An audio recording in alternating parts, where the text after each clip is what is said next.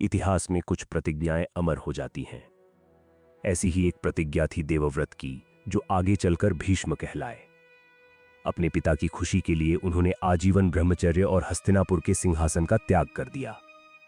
हम सब ने इस त्याग की गाथा सुनी है, पर क्या यह त्याग एक वरदान था या एक श्राप? जिस प्रतिज्ञा ने देवव्रत को भीष्म बनाया, क्या उसी प्रतिज्ञा ने उन्हें विवश नहीं कर दिया? उन्होंने सिंहासन की सेवा करने की कसम खाई थी, सिंहासन पर बैठे व्यक्ति के धर्म की नहीं। धीरे धीरे वे सिंहासन पर बैठे अधर्मी राजा के सेवक बनकर रह गए। क्या यह पहला संकेत था कि उनकी प्रतिज्ञा गलत दिशा में जा रही है? भीष्म परिवार के सबसे बड़े थे, पर उनके पास कोई वास्तविक अधिकार नहीं था। वे दुर्योधन को सलाह दे सकते थे, पर उसे आदेश नहीं दे सकते थे।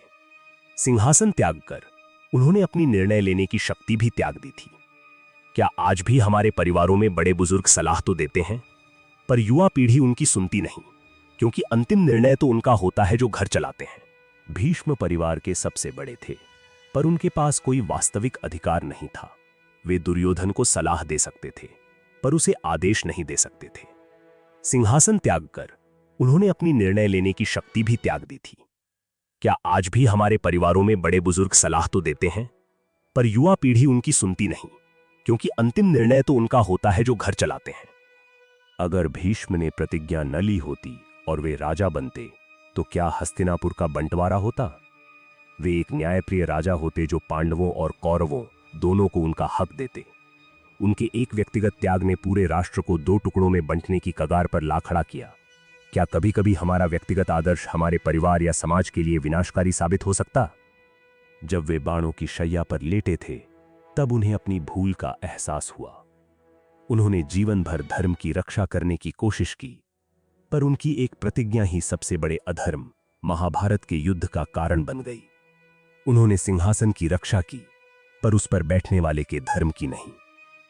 तो क्या थी भीष्म की प्रतिज्ञा? एक महान त्याग या एक भयानक भूल? एक पुत्र का अपने पिता के प्रति कर्तव्य या एक राजकुमार का अपने राष्ट्र के प्रति विश्वासघात? यह कहानी हमें सिखाती है कि आंख बंद करके ली गई प्रतिज्ञाएं और कर्तव्य, चाहे कितने भी महान क्यों न लगें, कभी कभी सबसे बड़े विनाश का कारण बन जाते हैं। आप अपनी जिंदगी में किस प्रतिज्ञा से बंधे हैं?